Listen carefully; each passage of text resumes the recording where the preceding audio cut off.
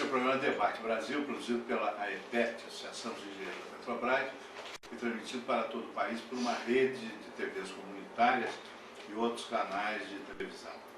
Nós vamos conversar hoje com o deputado Robson Leite, representante do PT na Assembleia Legislativa do Estado do Rio e presidente nessa Assembleia de uma comissão especial encarregada de acompanhar o desenvolvimento de um projeto pouco conhecido fora do Rio de Janeiro, chamado Comperj, que é uma das maiores iniciativas da Petrobras em toda a sua história. Então, deputado, como esse projeto da Comperj é desconhecido, e é pouco conhecido, inclusive no Rio de Janeiro, embora esteja aqui, praticamente no Grande Rio, muito próximo aqui da cidade, então nós vamos começar do zero. Essa sigla Comperj, em primeiro lugar, significa o quê? Em primeiro lugar, agradecer à Associação dos Petroleiros, a vocês, Alberto, e a todos os nossos telespectadores, por abordar um tema tão importante para o Brasil. Comperj, Complexo Petroquímico do Estado do Rio de Janeiro, é o maior investimento da Petrobras hoje, no Brasil. Hoje. E é na casa de 15 bilhões de reais, um investimento que vai trazer um desenvolvimento grande, um desenvolvimento importante para o Rio de Janeiro e para o Brasil também. Estamos falando de 200 mil empregos diretos e indiretos. Quando entrar em funcionamento. Exatamente. E que agrega a esse projeto uma decisão estratégica que veio lá atrás do governo Lula, que foi a decisão de que cada centavo que a Petrobras investisse tinha que gerar emprego aqui no Brasil. Isso é uma decisão importante. E acabou aquele negócio de encomendar sondas lá em Singapura. Né? Exatamente. Foi uma decisão importante, uma decisão onde a gente teve assim, muito orgulho, enquanto petroleiro, eu também sou funcionário da Petrobras, licenciado, sem vencimento, é importante dizer isso para o exercício do mandato eletivo, porque era muito triste a gente ver que as nossas plataformas, nossos navios plataformas eram feitos fora do Brasil. Geravam emprego. Singapura, né, nos tigres asiáticos, e não gerava aqui no Brasil. Hoje tem um conceito dentro da Petrobras chamado de conteúdo local, que garante um percentual considerável, cerca de 85% de todo montante de projeto, tem que ter 85% de conteúdo local. Ou seja, renda, emprego, valor agregado, porque hoje em dia conteúdo local é um debate importante, o que é conteúdo local, mas aqui no Brasil. A gente vê que, por exemplo, para quem mora no Rio de Janeiro, vai concordar com o que eu vou dizer, e também na Bahia e em outros estados, a indústria naval no Brasil, ela é outra hoje do que era há 10 anos atrás. Quem mora no Rio de Janeiro, por exemplo, vai ver que aquela área de Niterói, há 10 anos atrás, era uma área abandonada na ponte Rio-Niterói, de quem sai do Rio e vai em direção a Niterói. Assim como na Bahia, assim como outros estados que também possuíam estaleiros, investimentos nessa área, parado. O desempregado do final da era neoliberal dos anos 90 era o desempregado da indústria naval. Hoje não. Hoje é uma indústria pujante, muito em função de uma decisão estratégica da Petrobras. Sim, embora o projeto não esteja localizado na cidade de Niterói. Não. Já está próximo. Está próximo, sim, mas a Prefeitura de Niterói tem recebido pedidos de empresas. Só nós precisamos de carpinteiro, precisamos de eletricista, precisamos disso, daquilo, daquilo. Hoje a oferta de emprego no entorno do Comperj está maior que a procura de emprego. O que é uma reversão num quadro que nós vivemos ao longo de muitos anos. Exatamente. O Comperj ele surge nesse advento, a Petrobras que investe, que gera, que tem esse compromisso com o país. Você colocou um ponto importante. A geração de empregos hoje no Brasil, por exemplo, nós temos, o governo Lula construiu, se não estou enganado aqui, 314 novas escolas técnicas federais. É o maior número de toda a história republicana brasileira. O governo Lula não construiu mais do que o governo anterior, construiu mais do que toda a história republicana no Brasil. E uma profissão que, para esse tipo de projeto, se torna estratégico, porque é o profissional técnico, é o técnico de petróleo, é o técnico de edificação, é o cara que vai ser decisivo na construção, na execução de um projeto da magnitude de um Comperj, por exemplo. Então isso, não dá para a gente, o Brasil viveu um período de 20, 30 anos de estagnação do ponto de vista de logística, para um crescimento econômico, aonde você tenha essa mão de obra como elemento central. Não é que o governo anterior, os governos anteriores, de propósito fizeram isso, mas foi consequência de uma política governamental onde se esvaziava a indústria local. Sim, era aquela crença, né? Na verdade, aquela impostura neoliberal de que o mercado produz justiça. A mão, aquela história do braço, né? O braço imaginário do mercado, que se mostrou um grande equívoco. Não, entre uma falsificação do que Adam Smith escreveu na verdade. Esse é um bom debate. É um bom debate. Bom, mas enfim, é uma coisa que o Brasil está começando a perceber. Exatamente. Quer dizer, a oferta de emprego está aumentando. Agora, cada vez mais a oferta de emprego Qualificada. O problema de Niterói hoje, na cidade do Rio de Janeiro, e das regiões próximas, onde vai ser o Comperj, Itaboraí, São Gonçalo, é exatamente esse. A mão de obra qualificada. O Brasil ficou durante todos esses anos, né, esses 20 anos, sem essa ausência de investimento nessa área. Uma escola técnica especializada, com um profissional especializado, pulverização, imagina, 314 escolas técnicas. Um país como o Brasil não é nada. Mas é infinitamente mais do que era antes. Ou seja, o Brasil tem um atraso do ponto de vista de investimento em infraestrutura e logística que impede o próprio crescimento sustentável tão debatido hoje.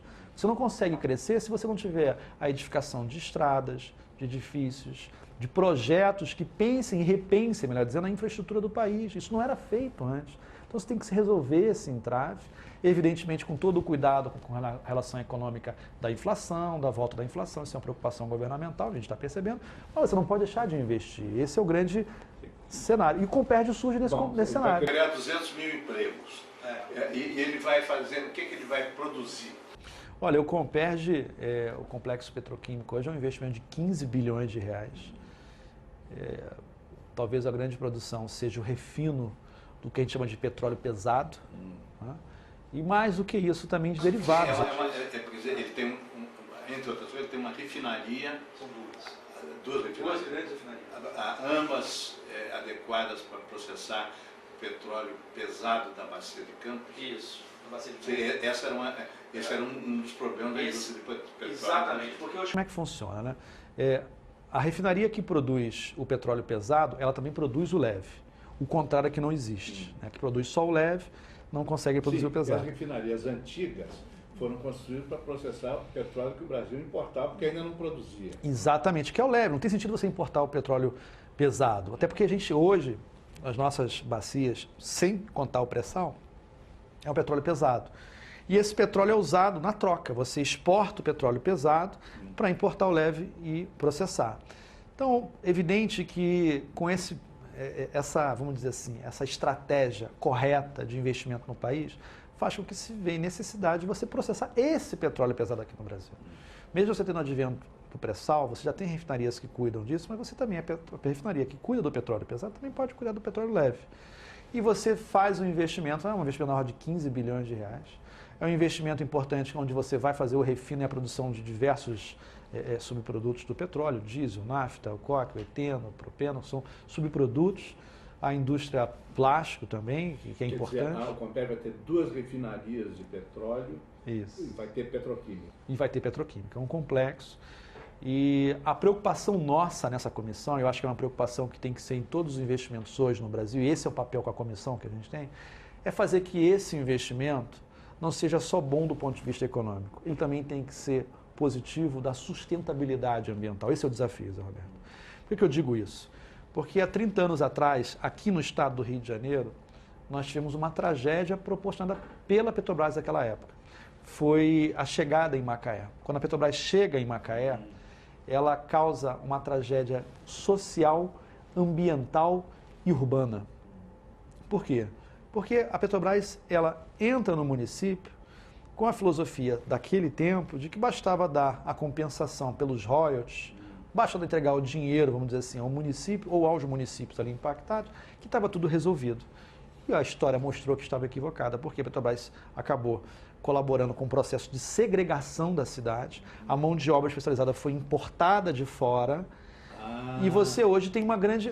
Macaé é uma das cidades mais violentas do Brasil. A região metropolitana proporcionalmente do Brasil. Tudo em função dessa, vamos dizer assim, dessa ocupação desordenada de um processo de favelização acentuado, claro.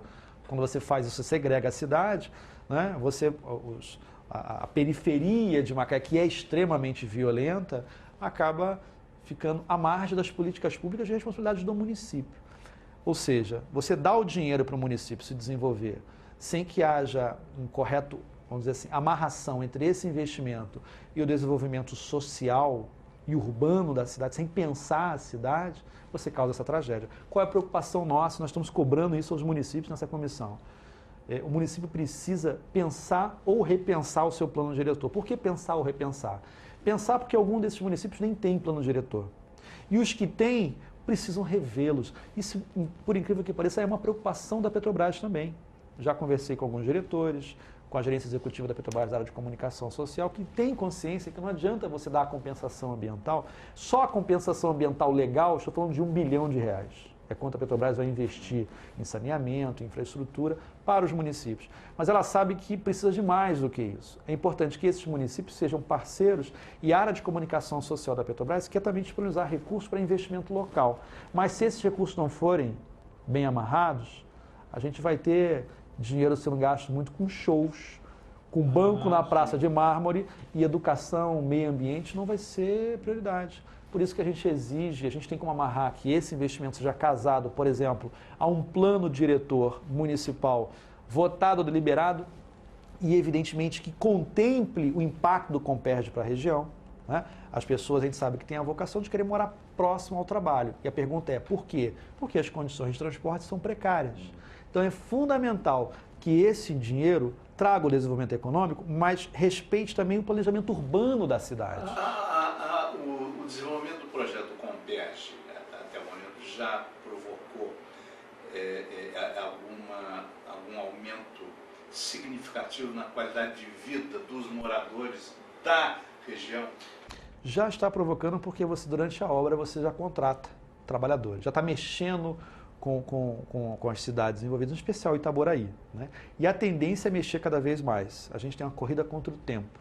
A nossa audiência pública já fez uma audiência pública, está fazendo agora a segunda, para debater exatamente com os primeiros grandes atores desse processo, que é a Petrobras, conhecendo como é que foi feita a Agenda 21, que é um trabalho de estudo no impacto local, envolvendo a sociedade civil e já prevendo quais são as iniciativas de sustentabilidade que precisam ser tomadas para minimizar o impacto. E vamos ter agora uma audiência com a Secretaria de Meio Ambiente. O secretário Carlos Min, que tem um profundo compromisso com essa temática também, vai apresentar para a comissão, para os deputados e para os municípios, quais são as compensações ambientais já construídas. Eu quero dar um exemplo aqui de algo de uma excelente ideia. Por exemplo, o governo do estado, através da Secretaria de Meio Ambiente, em conjunto com a Petrobras, porque esse complexo petroquímico precisa de muita água. Isso é um problema, porque você está falando de uma região pobre que, por exemplo, não tem água. Não só vai tirar água dali. Não tem água de beber para dona de casa. Exatamente. Para alimentar Nós temos uma estação de tratamento de esgoto do outro lado da Bahia, a Estação da Alegria. Essa estação, ela, em função de você fazer o tratamento de esgoto, ela tem uma água que é um dejeto tratável, mas não potável, que seria jogada no mar. Essa água vai ser canalizada com custo da Petrobras. Essa água não bebível pode alimentar o Comperd e liberar a água bebível. Exatamente. Então, assim, por exemplo, é uma compensação ambiental feita que interessa ao governo do estado, interessa ao povo do estado do Rio de Janeiro.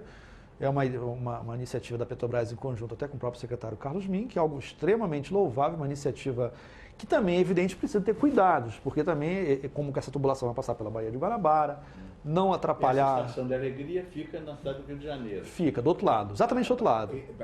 Itaboraí está lá, não só do outro lado da Bahia, como para dentro. Para dentro. Então, essa tubulação vai passar por baixo da Baía de Guanabara e vai direto para o complexo petroquímico, de forma a suprir essa necessidade de água, e uma água que seria um dejeto. Vai ser reutilizada pelo complexo e a Petrobras tem um compromisso de tratar novamente essa água. Essa água foi esgoto. Foi esgoto. Água de Sim, esgoto. então resolve ainda um outro problema. Sem nós tínhamos dúvida. aquela coisa de jogar na Bahia o esgoto tratado ou não. É um avanço do ponto de vista de tratamento sanitário, que é algo que não existe, do esgoto. Isso é uma equação complicada. O Brasil hoje ainda tem um déficit muito grande da questão de esgoto, né? Então você tem o projeto, mas você tem as preocupações ambientais bem encaminhadas, você consegue transformar aquele possível problema ambiental em alguns casos, solução. Esse é um dos exemplos. Só que a gente quer ir para além disso, Roberto. A gente precisa, e isso é importante, o envolvimento dos prefeitos, dos presidentes de câmaras municipais, da sociedade civil organizada, dos movimentos sociais, para que a gente possa debater quais são as outras compensações importantes, como amarrar esses municípios para que eles também pautem o seu desenvolvimento local com esse dinheiro que vai chegar. A gente quer que cada centavo que a Petrobras, que as empresas do complexo investam socialmente, haja garantia da contrapartida do município que seja investido em transporte, infraestrutura, saúde, meio ambiente, educação. Tem municípios ali que não tem, por exemplo, votado, ainda atrasado, o Plano Municipal de Educação. Pensar a sua educação para os próximos 10 anos. Não está votado isso. Então vamos estabelecer, tem que votar, deliberar e que seja um plano satisfatório. Com relação a isso, a gente espera. Agora vamos fazer um intervalo. Agora eu já lhe deixaria para depois do intervalo a pergunta seguinte. Tratamos com a possível detalhe dos progressos ambientais. Eu gostaria que a gente tratasse em seguida dos progressos sociais. A Petrobras está procurando recrutar trabalhadores no local para evitar o que aconteceu lá em Macaé. Só que com esse atraso social, não tem escola, não tem isso, não tem aquilo outro,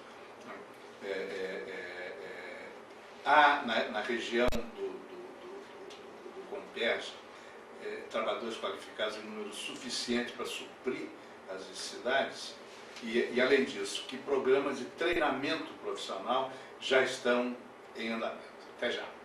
As mulheres já superaram muitas barreiras. Chegou a hora de superar mais uma, o medo de falar da violência. Ligue 180, Central de Atendimento à Mulher.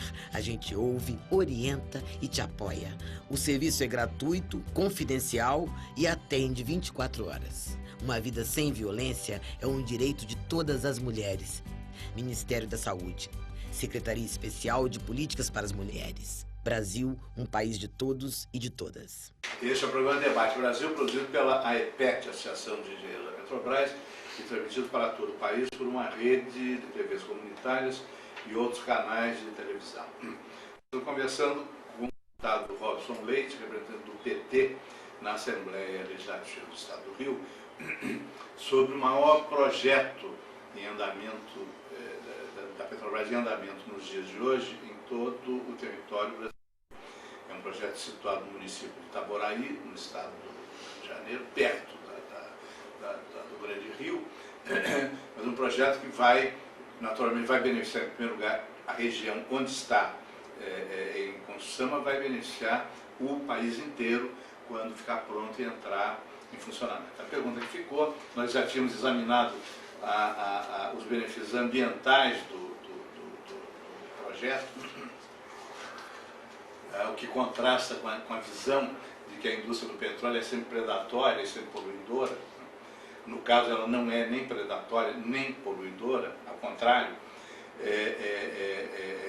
Bom, mas quando o complexo ficar pronto, vai criar 200 mil empregos. Já está criando milhares de empregos no processamento da sua construção.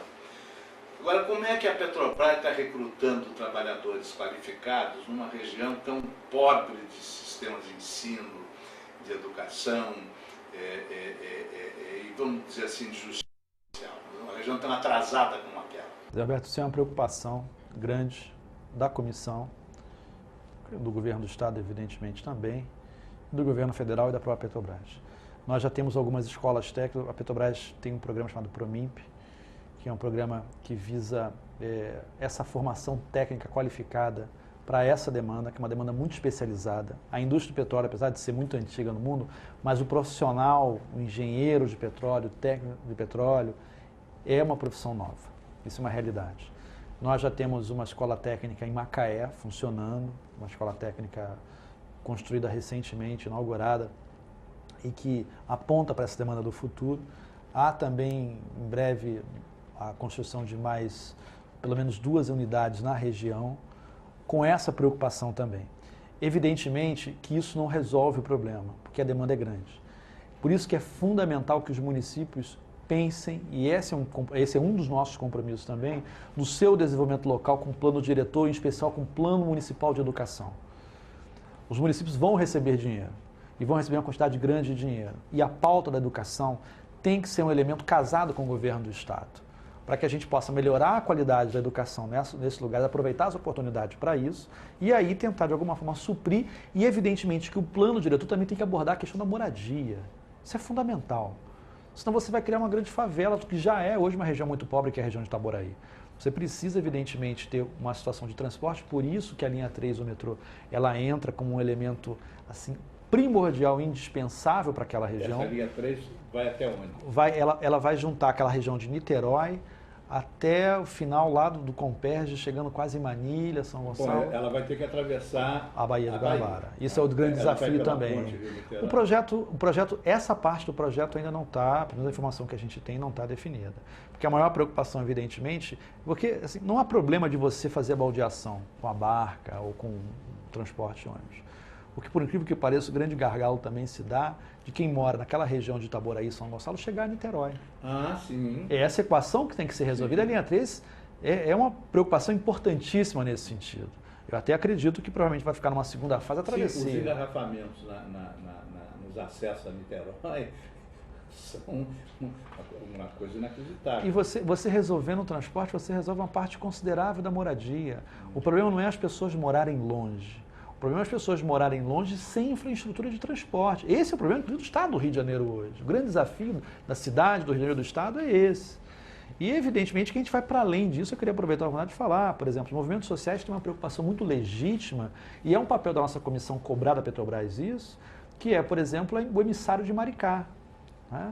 A Petrobras e a Secretaria de Meio Ambiente têm se debruçado sobre o tema, a Secretaria tem cobrado da Petrobras uma solução de sustentabilidade, porque o Comperge ele vai ter um dejeto químico, uma água, que evidentemente não é potável, que tem que ser tratada pelo complexo, né? E a gente tem essa garantia que ela vai ser tratada de forma a não impactar o meio ambiente, e o emissário para jogar essa água bem distante da costa, para preservar o meio ambiente. Esse é um compromisso que a gente tem. Essa água vai ser jogada na Baía de Guanabara? Não, a Baía de Guanabara não aguenta mais nenhum dejeto. Isso é um compromisso muito claro da Secretaria de Meio Ambiente, o que a gente tem cobrado isso na nossa comissão.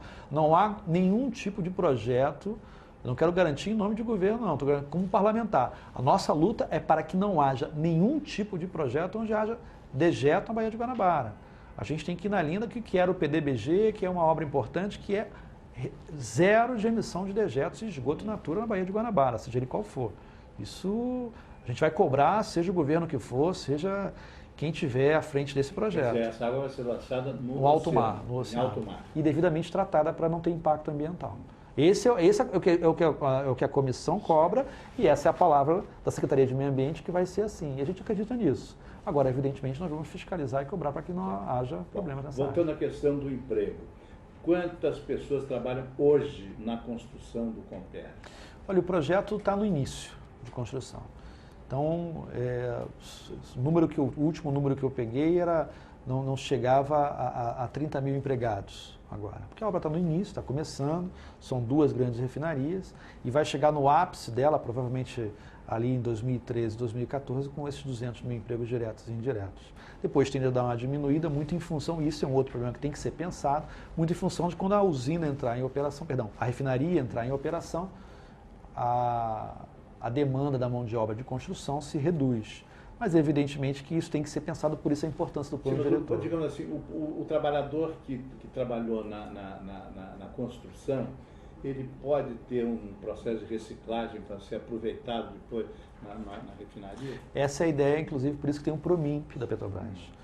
Para que você aproveite esse profissional, não só, porque tem 2 demandas também, não só na refinaria, como no desenvolvimento que os investimentos sociais vão dar para a região. Veja, a Petrobras, por exemplo, o compromisso é que na região de Itaboraí, a Petrobras faça o saneamento básico. Ela vai fazer uma obra de construção desse saneamento naquela região. Ou seja, vai ter uma demanda de construção, vai ser feito evidentemente, na região que não é do complexo, esse profissional vai poder ser aproveitado. E, além disso, a cidade vai crescer e se desenvolver. É evidente que um plano diretor casado nesses municípios e um grande desejo nosso, é o que a gente está querendo investir também, uma espécie de um plano diretor regional, e esse é um papel da comissão também, que a gente faça com que se crie um regramento para que os municípios que, porventura, a Petrobras, para além daquilo que é a compensação ambiental que a Secretaria de Meio Ambiente corretamente conduziu e construiu, para além disso, qualquer investimento que seja dado ao município vai se exigir desse município uma contrapartida. E essa contrapartida vai estar em lei. Ou seja, o município vai ter que, por exemplo, aprovar o seu plano diretor, dentro de determinados parâmetros, o seu plano municipal de educação, investimento em meio ambiente, saúde, educação. Fazendo isso, evidentemente que você tem um processo de crescimento sustentável da cidade, onde se absorva essa mão de obra também. Uma outra questão, a qualidade das administrações municipais. O nosso telespectador já deve estar horrorizado com o noticiário político sobre o Congresso Nacional, sobre muitas assembleias legislativas estaduais, se não todas, sobre prefeituras e câmaras municipais. Tem aí vereador que não pode, a Câmara Municipal do Rio de Janeiro está de novo nas manchetes, porque resolveu gastar lá não sei quanto para fornecer um automóvel a cada vereador. Infelizmente, 6 já recusaram, o que impulsiona outros a terem a mesma atitude. 2 vereadores não puderam receber o automóvel, porque estão presos, não sei se são das milícias, do Esquadrão da Morte, essa coisa do mal. Enfim, no Congresso Nacional, nós tivemos um noticiário recente sobre a Comissão de Ética do Senado, em que a maioria dos membros da Comissão de Ética tem processo. O número de parlamentares com processo do Supremo Tribunal Federal, que é o foro privilegiado do parlamentar, é também muito grande. Mais de 10% dos nossos congressistas estão sendo processados no Supremo. Dá para imaginar que municípios como Itaboraí têm uma qualidade de administração municipal pelo menos respeitável? Isso é uma preocupação, Zé Roberto, de maneira geral. Eu acho profundamente lamentável que a gente ainda tenha problemas de ordem de natureza ética nos parlamentos. E não são poucos. Veja o caso do Rio de Janeiro, 2 vereadores presos. Detalhe, estão presos e não tiveram mandato cassado ainda. Eu não sei o que a Câmara está esperando para cassar o mandato deles. E são 2 casos, eu como moro no Rio de Janeiro conheço o problema, são 2 casos de envolvimento na questão das milícias. Um deles, inclusive... As milícias, uma explicação para o público de fora do Rio. As milícias são bandos armados que tomam conta de certas regiões, bairros inteiros da cidade, comunidades inteiras da cidade, exploram aquilo economicamente. Eles estão metidas com tráfico de drogas, mas também operam, comercializam gás de botijão, né? E vendem gatos, vendem TV a cabo clandestina. Isso é um problema e há um braço de atuação no parlamento. Né? Então, evidente que a gente, está comprovado por esses 2 vereadores presos, evidente que a gente lamenta isso tudo. Bom, e Itaboraí tem algum vereador preso? Olha, peço desculpas ao público de Itaboraí, mas a pergunta tem que ser feita. Claro, evidente. Eu não tenho notícia de que tenha vereador preso em Itaboraí. E a gente parte de um princípio que as pessoas sejam republicanas. Agora, quem não é, tem que estar preso. Quem não é, tem que estar cumprindo pena. O problema da corrupção no Brasil, isso cabe também um outro debate, está na impunidade. Ninguém comete um crime, eu imagino, pelo menos, que uma pessoa não cometa um crime, pensando na pena que vai ser aplicada. Comete um crime na certeza de que não vai ser pego, não vai ser punido. Veja a questão do Conselho de Ética que você acabou de falar do Senado. Isso é um caso grave, um caso lastimável. Agora, o conceito de ética é um conceito mais amplo. Até porque ético tem que ser todos nós, a sociedade inteira tem que ser ética. Quem não é, tem que estar preso. Eu, quando faço campanha política, eu fico até, de certa forma, assim, não é incomodado, mas triste de ter que dizer que eu sou ético. Porque quem não é, tem que estar preso. Evidente que eu sou, assim como tem outros parlamentares, outros políticos, que agem com uma conduta republicana no trato da coisa pública. Agora, a gente tem que ir para além disso. E uma das preocupações exatamente com esse projeto é um outro problema que existem nos municípios. Os municípios são tão problemáticos na gestão pública deles que, por exemplo, eles não conseguem... Outro dia recebemos uma crítica muito interessante que a grande mídia publicou, que o governo federal não consegue executar boa parte do seu orçamento. Por que não consegue executar? Quando você vai ver, não consegue executar porque aquele dinheiro é liberado para os municípios. Só que para projetos que o município escreva dentro de um programa formatado pelo governo federal. Só que os municípios não têm qualificação, não têm profissionais que têm condições de escrever um projeto, porque não é uma coisa simples, né? Requer pesquisa, requer investimento para escrever o projeto, para você ter acesso àquele recurso e implementá-lo. Isso é uma preocupação, inclusive, com relação a esse projeto também. A gente tem dialogado muito com a Petrobras, e a Petrobras está disposta, inclusive, a não apenas ceder os recursos para a área de comunicação social, para a área de investimento social, quer também disponibilizar profissionais, recursos humanos capacitados com condições de auxiliar esses municípios para desenhar, para definir os seus projetos na área de saúde. O programa Saúde da Família em Itaboraí é muito além do que a gente espera que deva ser, porque o programa Saúde da Família cria um anteparo para o sistema de saúde. Esse projeto do governo federal. Está indo bem? Na Petrobras, você diz? Não vai bem, não vai bem. O PSF em Itaboraí, que é uma região que precisa muito, é uma região muito pobre, né, que é o médico, aquela antiga figura do médico da família, que o programa não é mais assim, mas o programa Saúde da Família, ele é um programa, inclusive, de caráter educacional, no sentido que você educa as famílias com relação ao tratamento da dengue, da prevenção. Tá?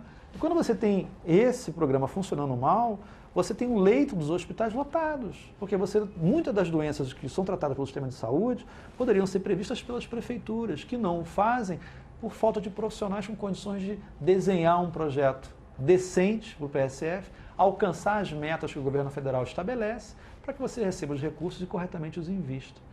Assim, são desafios imensos para aquela região, temos essa preocupação. Eu acho que a gente tem que encarar os desafios como oportunidade de fazer uma história diferente do que foi 30 anos atrás, em Macaé.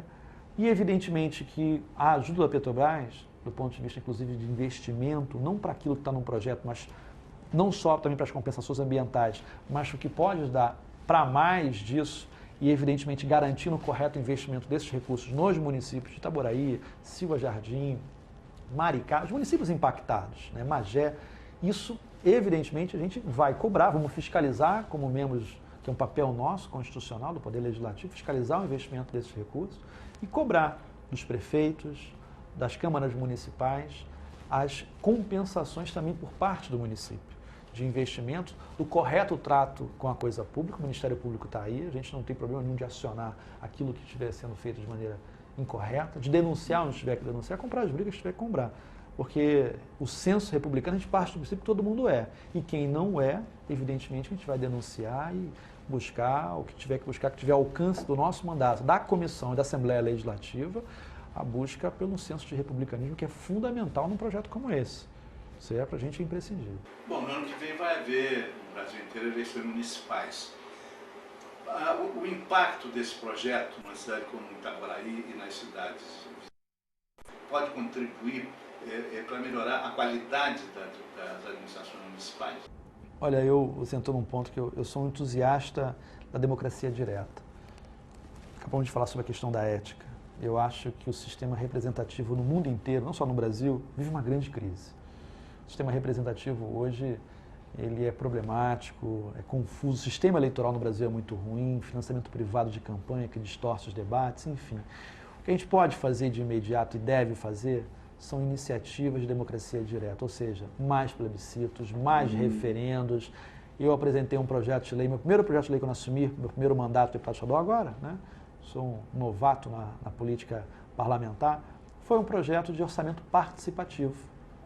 Está tramitando na Alerj, aqui no Rio de Janeiro, inspirado no Rio Grande do Sul. Tivemos aí, telespectadores do Rio Grande do Sul sabem disso, que lá já é Porto Alegre municipal e hoje no Rio Grande do Sul, no estado, já tem um projeto já aprovado e sendo constituído para o orçamento do ano que vem. O tempo está chegando ao fim, já temos mais 2 minutos só, então, independente dessa questão que já está bem esclarecida, eu deixo esses 2 minutos para a seu critério para encerrar a nossa discussão. Olha, Zé Roberto, eu quero agradecer imensamente a oportunidade de falar de um assunto tão importante que é o Comperj. Nosso mandato é um mandato que luta muito pela questão da ética republicana, para que os projetos para o Estado do Rio de Janeiro sejam projetos profícuos e também para que a política seja um instrumento de participação. Eu quero deixar aqui no seu programa o meu site, o meu Twitter, para as pessoas que quiserem Vamos colocar na tela. acompanhar, www.robsonleite.com.br, para que a gente possa dialogar com a população. Eu estou convencido, como eu falei no momento aqui anterior, que a democracia participativa é um instrumento importante. E nós precisamos trazer as pessoas para a política, cada vez mais. Não apenas tendo mandato, mas participando, debatendo, discutindo. E essas iniciativas são fundamentais para que projetos como o do Comperj, por exemplo, tenham sucesso. A participação popular, cobrando, tem que ser cobrado. A gente precisa, a população precisa fazer a sua pressão, precisa fazer a sua participação de cobrar dos políticos que as coisas sejam feitas com caráter republicano e com interesse público acima do interesse privado. Acho que esse é o caminho. Obrigado. O programa de hoje prossegue com o nosso caderno Cultura Livros na Mesa, produzido e apresentado por Suzana Vargas, da Estação da Letra. Até já.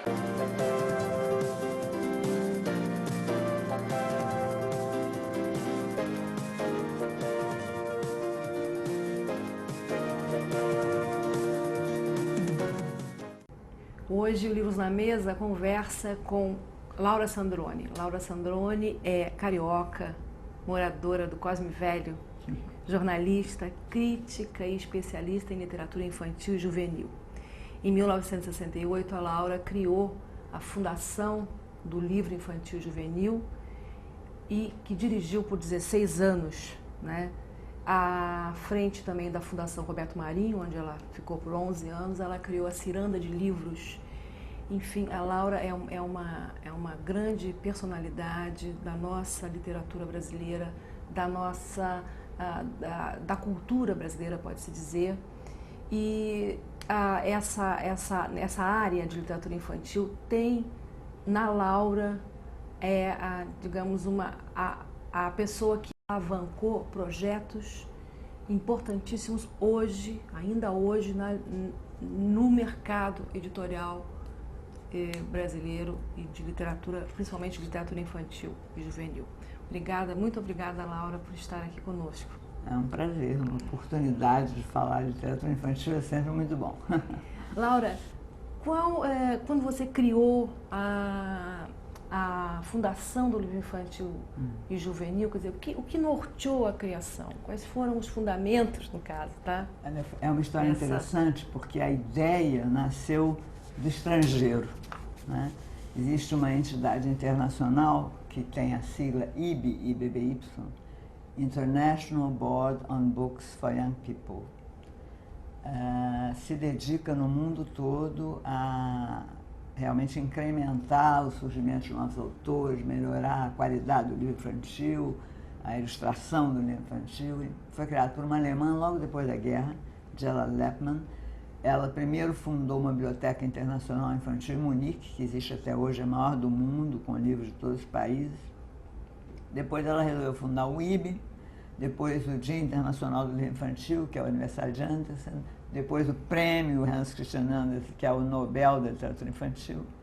Bom, quando em 66 houve um congresso do IB, cada 2 anos há um congresso, na Espanha, a Espanha que sempre manteve com garras de ferro a produção editorial na América Hispânica, decidiu convidar o Brasil para participar desse encontro. E a carta foi enviada ao Dr. Péricles Madureira do Pinho, que era o diretor do Centro Brasileiro de Pesquisas Educacionais, um órgão do INEP, funcionava ali na Vontade da Pátria, onde hoje é a reitoria da Unirio. O Dr. Péricles leu a carta, aquele convite, achou interessante, e tinha uma funcionária dele em Paris, numa bolsa, no trabalho. Escreveu para ela e disse: Maria Luísa, vai até lá, assiste esse congresso, e quando você voltar, me diz se é uma coisa que nós deveríamos fazer uma organização aqui, porque a nossa literatura infantil é tão pequena, tirando Lobato, que é aquela coisa imensa, não tem praticamente mais nada. Maria Luísa foi, quando voltou, disse a ele: olha, doutor Pérez, acho que seria uma coisa muito interessante, necessária, fazer isso aqui para tentar ampliar os caminhos da literatura infantil brasileira. Aí ele disse, então é o seguinte, você tem uma salinha aqui, eu cedo uma secretária meio expediente, você convida a gente que você queira para trabalhar gratuitamente, como hobby, com você, reúne as pessoas que trabalham já, editores, autores, ilustradores, que eram muito poucos, no nosso auditório das suas ordens, eu ponho também um advogado às suas ordens,